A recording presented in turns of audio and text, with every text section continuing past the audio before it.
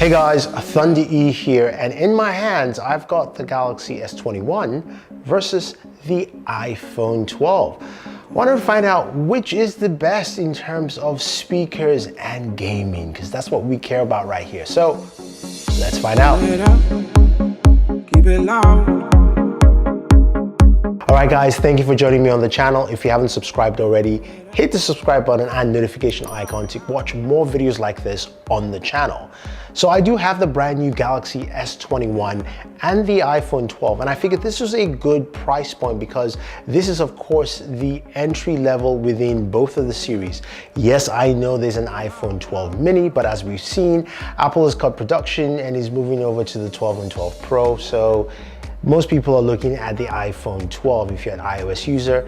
And of course, if you're a Galaxy user, then the Galaxy S21 is the device for you. So looking at both devices, they've got, of course, different cameras. We have the triple camera setup on the Galaxy S21, and we've got, of course, a dual camera setup. This is not a camera video, so I'm not showcasing that, but go ahead and check out Super Sap's video on that. He does a good job on it, as well as my buddy Danny Wingett. But what we care about is internals for gaming. But before we get to that, what about audio? It's really important in your gaming experience. Both of them have stereo speakers, with the Galaxy S21 using Dolby Atmos. So without wasting any more time, let's take a listen to audio from both speakers and then we'll find out.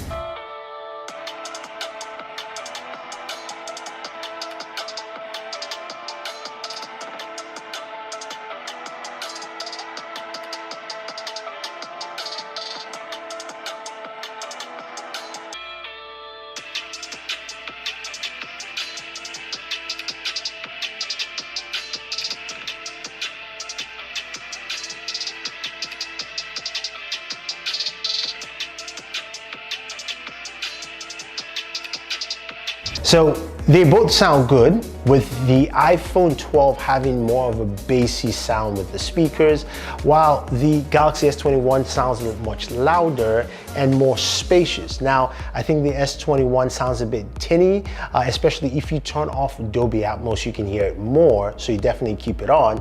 But I want you guys to let me know which of these two speakers you like.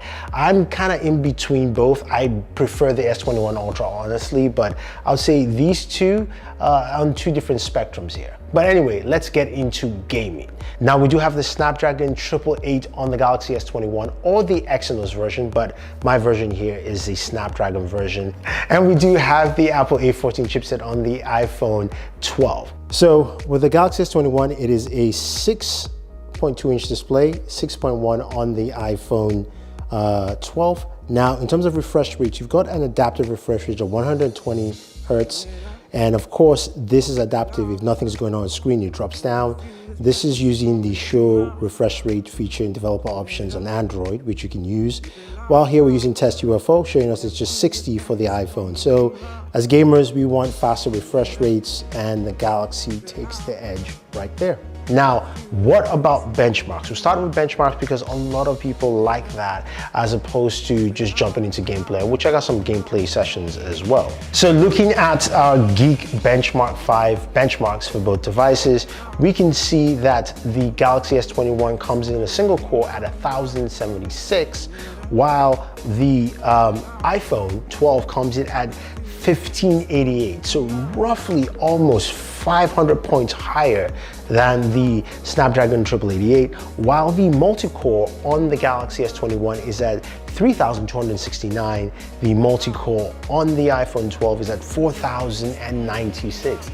Man, that is huge. That is really massive in terms of the gap here. But to me, all of that means nothing until we look at how it performs with games. Now, as you guys know, I love playing mobile games, and the games we're checking out for this video is really simple. We're going to be checking out, of course, Call of Duty Mobile, which is like a baseline for both, PUBG Mobile, and of course, Genshin Impact. Now you've probably seen me use different accessories to game on my, of course, Android devices and the Galaxy. I like to use the Razer Kishi, which is my go-to, but I do have others from GameStar and Flywheel, and I'll have the links for you down below. And for the iPhone, you saw that backbone controller and you're going like, what is that? It's a really cool controller, and I think probably the best controller for the iPhone. But let's take a look at our very first two games and look at what we have in terms of benchmarks. Start off with PUBG Mobile, not Call of Duty Mobile, but PUBG Mobile. With settings here at Ultra HD Ultra for the S21, we got 40 frames per second with 100% FPS stability, while for the iPhone 12, we got 43 frames per second with 99% stability. It's 2 FPS more, doesn't really matter. But looking at the CPU usage, the iPhone is at 53%, GPU is at 32. Now, granted, GPU is not registered on the Galaxy. The CPU usage is rated at 10.94. Now, memory usage is much higher on the Galaxy at 840 in terms of the average memory, while it's 675 megabits per second on the iPhone. So again, very similar. FPS is higher on the iPhone, but it's more consistent on the Galaxy. Granted, it's only by 3 FPS points. So when we go over to check, of course, Smooth Extreme, which is the next setting you can use, I like to use with PUBG Mobile. Looking at the Galaxy S21, 60 frames per second, 100% FPS stability, which is great, while the iPhone is at 59% with 100% FPS stability. Again, this is marginal in the line of error, so I think that's fine.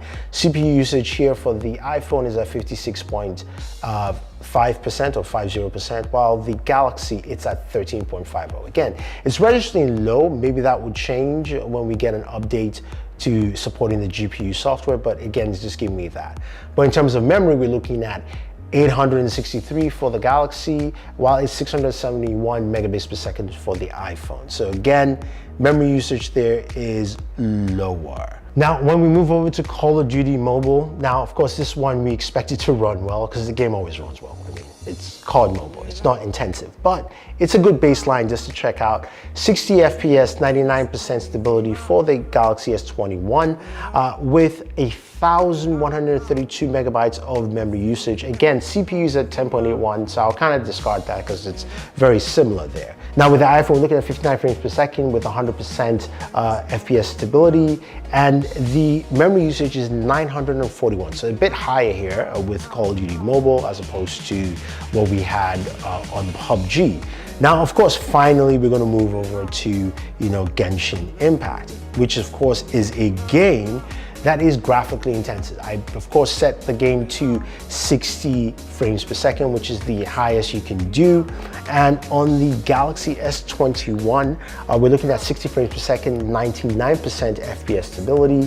CPU usage just show up higher at 27%, and its memory usage is at 1,417 for its average memory usage. So much higher there. And when we go over to the iPhone 12, we're looking at 58 frames per second. So this is 2 frames lower, and stability is also dropped down to 97%. And CPU usage here on the iPhone is really high, 93.59%. Now, again, I don't fully trust my readings for CPU usage on the Galaxy, but again, it's just really much higher here. And the average memory usage is 1,130. So what does that all mean? I threw numbers out there for you and you're going, okay, but Thunder E, we saw it ran well. And if you look at both gameplays, they run really well on any of those games I mentioned. What it means is simply this: both systems can run games really well. Run the games you want to, and it looks like the Galaxy has caught up. We know that with the Snapdragon 865 or 865 Plus last year, we couldn't run Genshin Impact at 60 frames per second with a high enough FPS stability, and that has improved this year. So that is great to see with that. And it doesn't really matter with benchmark scores, because yes, the iPhone had higher benchmark scores, but it ran well. And it also doesn't really matter with memory as well, because the Galaxy has 8 gigs of RAM and the iPhone 12 is ringing around 3 or 4. And that runs well as well. So it all depends on how things are optimized on the system. Now, you're gonna ask me about temperatures. This is where Samsung has caught up with Apple. Now, usually we know there's a lot of thermal cooling on Samsung devices. They haven't mentioned much this year. The iPhone was running at about 103, 104 degrees. The Galaxy was also running at 103 and 104 degrees. So special cooling or not, it doesn't really do anything. I don't know if it has this year, but temperatures, they're running about the same. Now, when it comes to battery life, here is a little bit different. We know the Galaxy S21 has a 4,000 milliamp battery, and the iPhone has a 2,850 milliamp battery. So there is a big difference between batteries, and it shows while gaming. I can definitely attest to you that the iPhone battery drains much faster on the iPhone 12 than it does on the Galaxy S21. So if you want to game for longer periods of time, the S21 is the device for you. Also, if you're using 5G, whether it be gaming or anything else, the iPhone 12 just does not cut it. It drains really fast. And I think this is just because the 5G SoC chipset is not on the same die as, of course, the chip, as opposed to the S21 where everything is all on the same die, so it's a bit more efficient. I think overall though, if you're looking at both of them as devices for gaming, day-to-day use, you'll find that they do both work well. Now, if your worries are battery life, and temperatures, I will still lean over to the Galaxy S21 because you get longer battery life and will perform just as well with all the games you want to. So there it is, guys. Let me know your pick. Is it the Galaxy S21 or the iPhone 12? If you have any questions or any comments, leave them down below. Otherwise, don't forget to like, share, subscribe, and always enjoy your entertainment.